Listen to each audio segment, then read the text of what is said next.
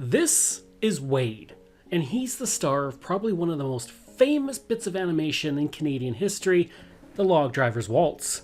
And the Log Driver's Waltz is something that all Canadians of a certain age can remember because we would see it so many times on television.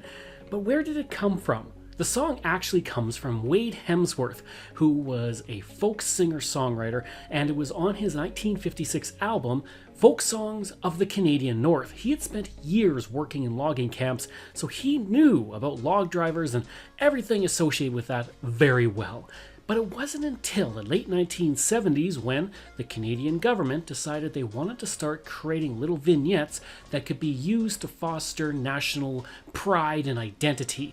And so they went to CBC and the National Film Board, and that's where you get the Log Driver's Waltz.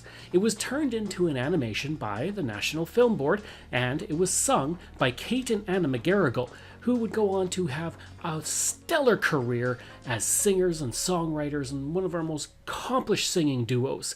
But by far, their most famous song might be the Log Driver's Waltz, and it's also Wade Hemsworth's most famous song. In fact, it's something that every single Canadian can probably sing off the top of their head.